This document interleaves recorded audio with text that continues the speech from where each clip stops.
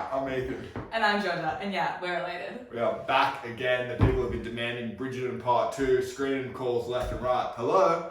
Sabrina Carpenter. Again, it's coming. Like, these things take work. They're not like your singles. Yeah, your singles are smash hits. But these are masterpieces, these Bridgerton videos. These take weeks to pump out there. She's dialing you up, she's saying, please, please, please. Yes. Are you free tonight? No, I'm editing, I'm chopping up this vid.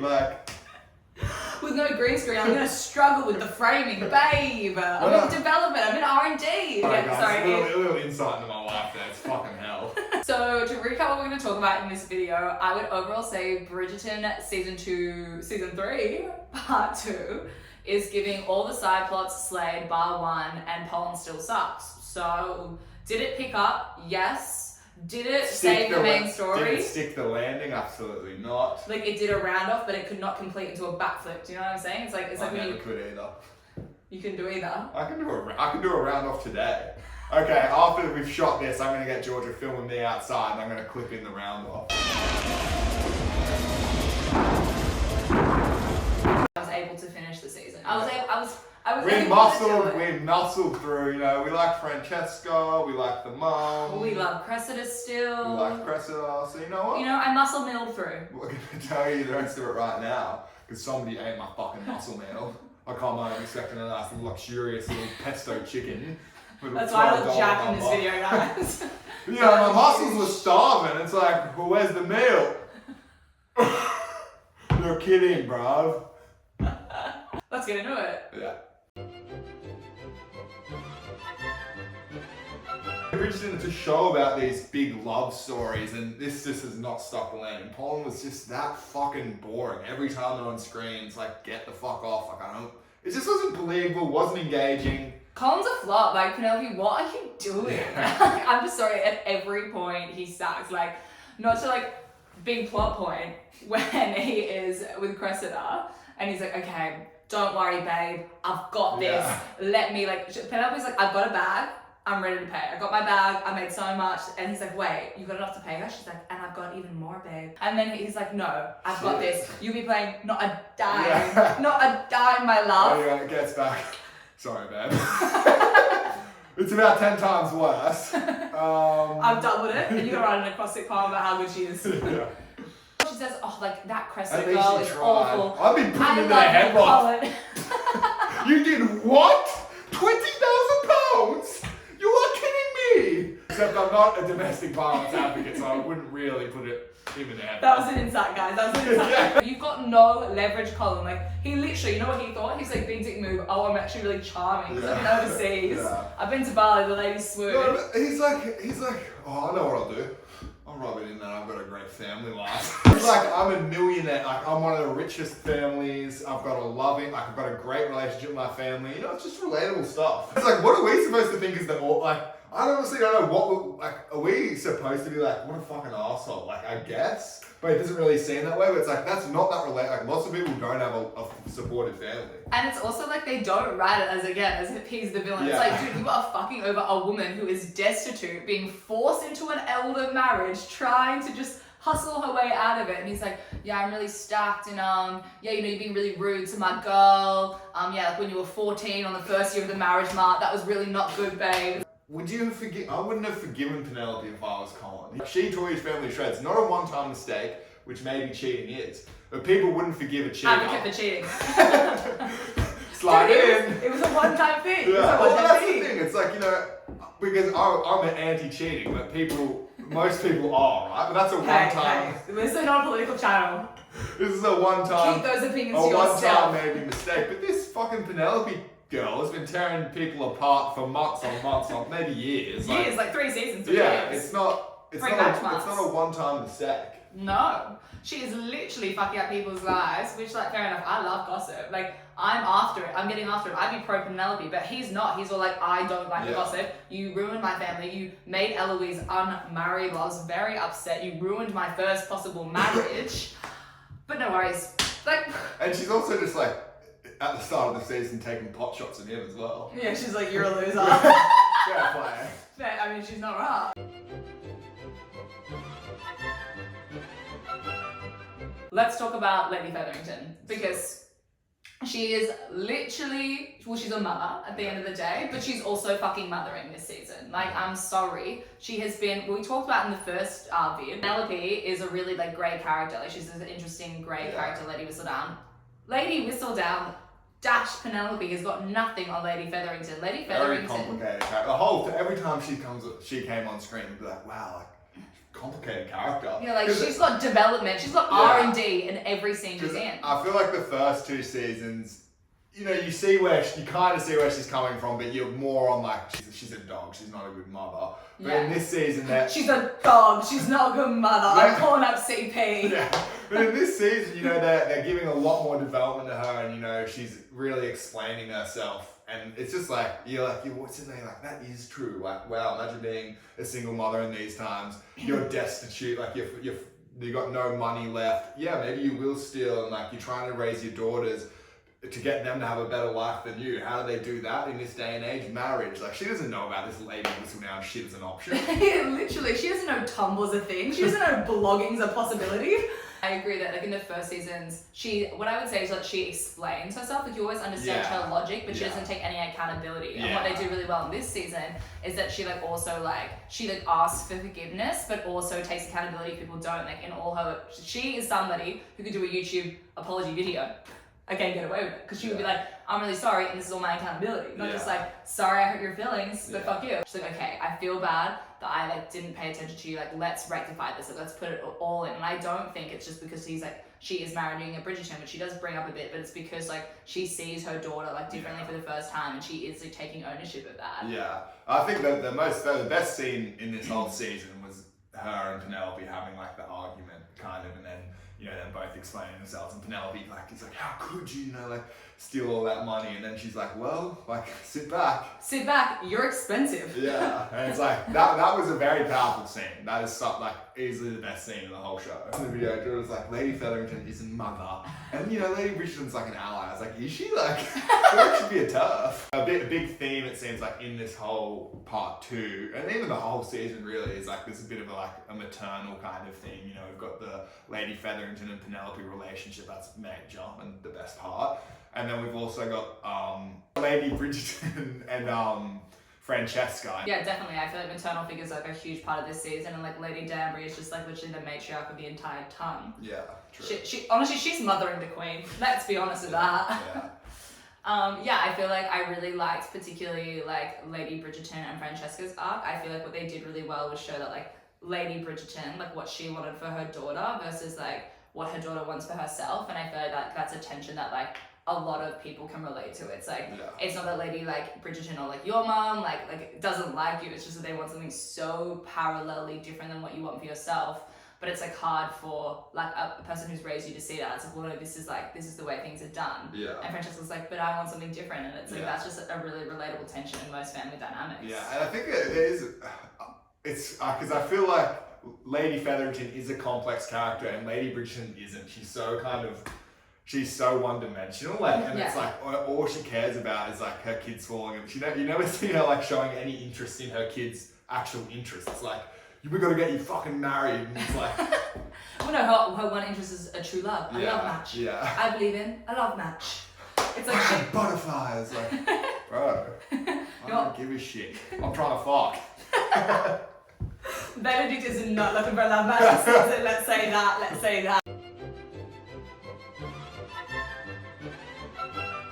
Talk about Francesca now. Okay. Her, you know, she had I really actually enjoyed her. You know, she really was more of a side kind of story, but it was really nice seeing this kind of slow, like, compared to, you know, all the big loves in the show, this kind of slow burn romance of her and Lord Kilmartin falling in love. And, you know, yeah, it was just nice to see. It's also nice to see as well that they're just these two really awkward people, and like in a show where that's not, you know, obviously that gets representation in media. Like, what are we going to say? Like, normal people doesn't exist. What are we going to say? Normal People was one of the most popular TV shows in the last 5 years. But it was not. All the people get love. In the context of this show, it was kind of nice to see, and like this real slow burn, kind of going against what the mum wants, and like you do see that they, you know, by the end you're like, oh, they really do love each other, and they feel so comfortable with each other. Yeah, well, I feel like it makes sense that you like a slow burn because you've never kissed a girl on the first date. I agree, like a little slow burn also builds like more tension like across the Yeah. season, and I think also they did that really well in season 2. Like that's something that we talked about in terms of the parallels of like season 3 season 2 is that like I mean Penelope and Colin like fucked immediately. It's like Pov like literally the background was gonna like marry someone else and left him. It's like we like a slow burn, like build some tension please. Yeah, for sure. And then the one thing that, you know, seemingly at the end of the, you know, the season that Francesca Don't. Okay, I was literally like, that was a look, Ethan. Yeah. We were so pumped for Francesca and Lord Kilmartin. That's cute. We're doing the whatever. There's way too many montages. Let's axe the last 10 minutes of this fucking episode. Oh my god, it dragged. Yeah, and that little look, and it's like, okay, so she's obviously next season she's a lesbian. Like, because we also got it seemed like she wasn't that into the kiss, which at first it's like, well, I just thought maybe, you know, she's anxious, nervous. but, you know, in front of everybody. But then with that, it's like, oh my god, so she's, see you later, Lord Kilmartin. We're going to undo all of that nice kind of character progression where she even shows Lady Bridgerton, like, you know, this is a possibility. This is a real love. This is real. And then it's like, oh, fuck, like, I don't think this is going to work out. I think Francesca is like a cute character overall. I like that they show that just because you're quiet doesn't mean that you can't also advocate for yourself. I think they do that really well. It's like she goes to her mum like multiple times. And it's like, hey, like I'm advocating for myself and this is what I want. And I feel like often when we see like quiet like characters, they're also like illustrated to be like mousy and like pushovers, and I feel like they don't do that with Francesca's character, which I thought was different and I liked. I think that it's kind of, because I feel like she starts off quite mousy, but then she gets this confidence from, you know, having fallen in love, where she feels like she can stand up for herself. Yeah. That was very sweet. And also, while we're on it, his speech at their wedding was just beautiful.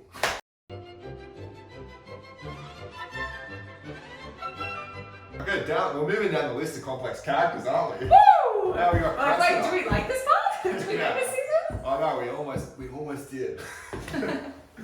But Cressida, another really kind of complicated and interesting character. You know, in the first 2 seasons, she just is kind of villainous. And then we get this really nice kind of redemption arc. And, you know, we see kind of, you know, more behind the scenes of her life and how hard she has it. And she's obviously trying to be a better person. And isn't that what we're all trying to do? Exactly, we're all gonna make it, bruh. And then they just undo it all at the end. They're like, you know what? Just kidding. Like, you thought she was cool, she's the villain again. Wrong pool.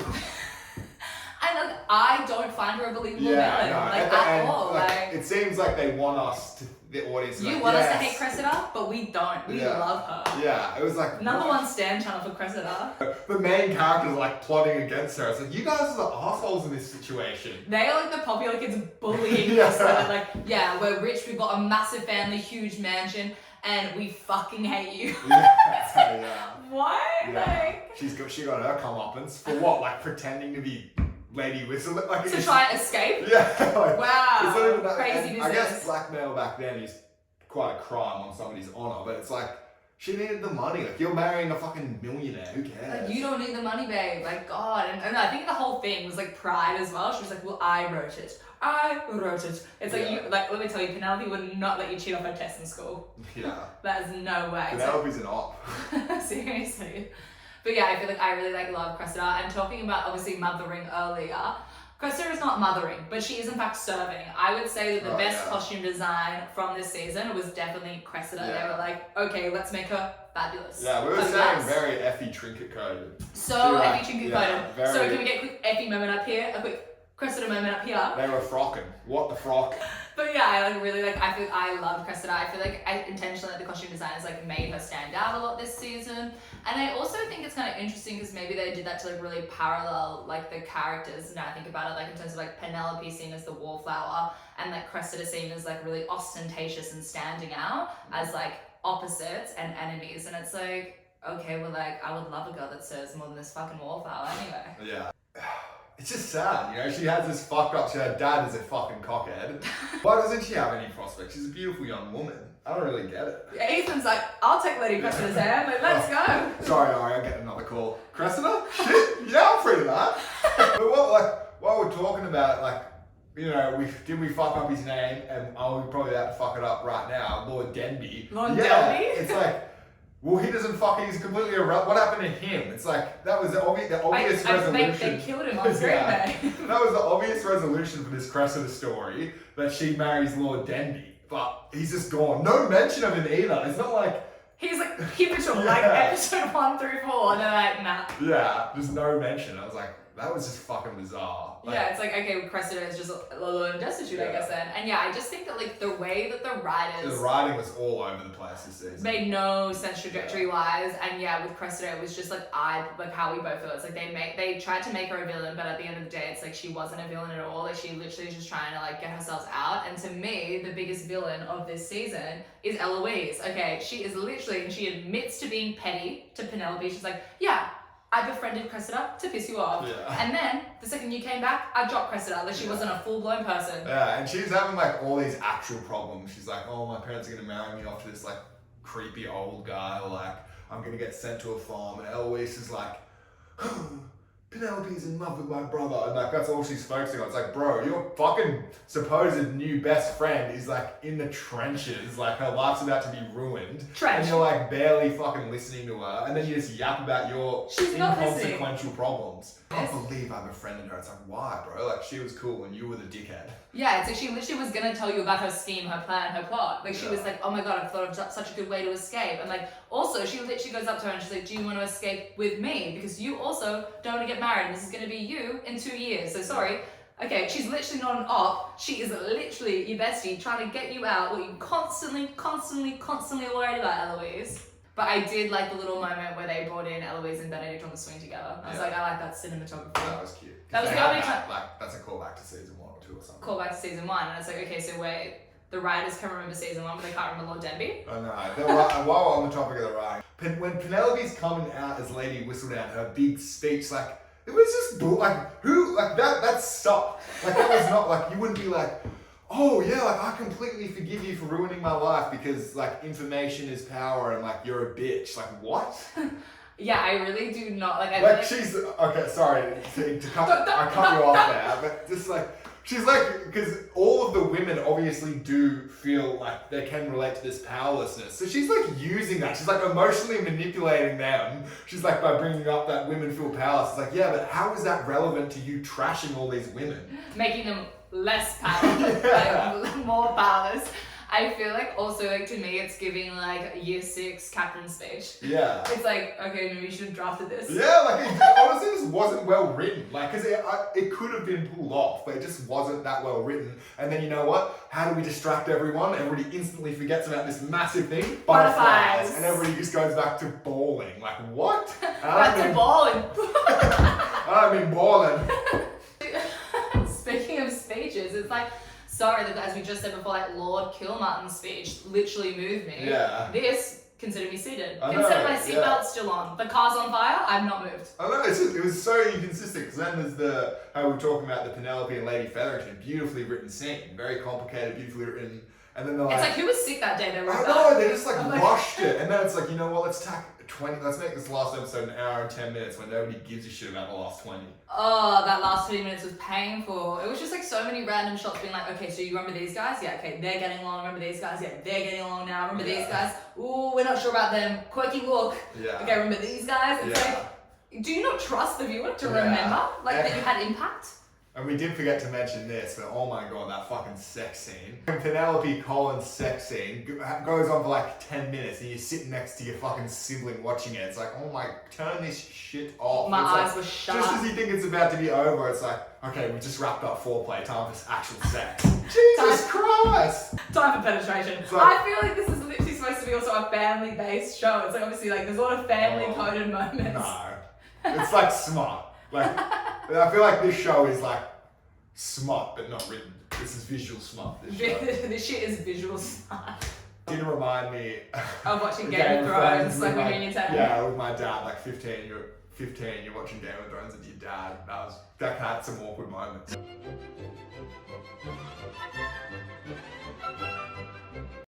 Okay, queer besties.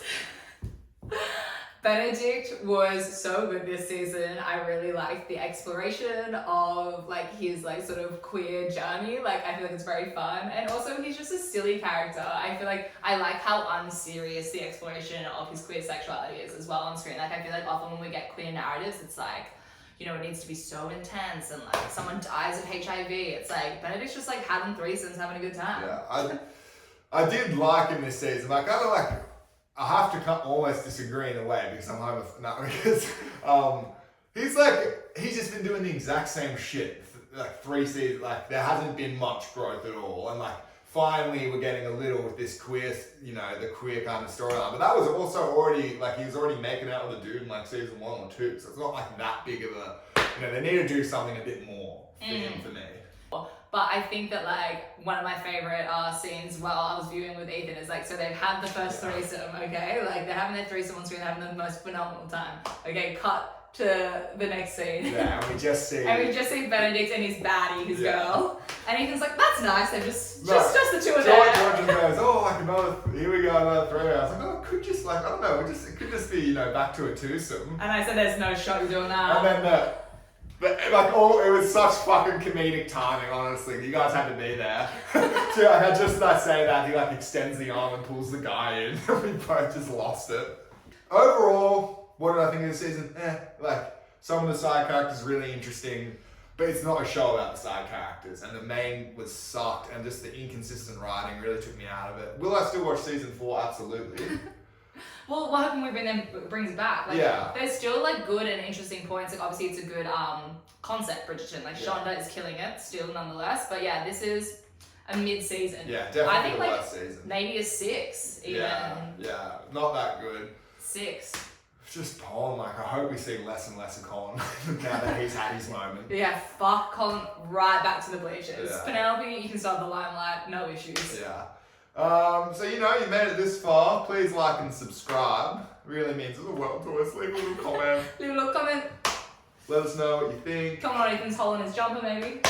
Yeah, I'm having a bad hair day too. That's why I was rocking the beanie. I didn't notice that. I thought the beanie was a nice style choice. Yeah, that's whenever I'm at the end of my hair cycle before I need to wash it, I just start rocking a beanie. And a hat. Also, Tyler's back. Yeah, we're gonna. Don't worry, guys. The wall's gonna be different next week, maybe. Maybe, bro. Have some confidence. Anyway, so there's really only one thing left to do. Really only one thing left to do.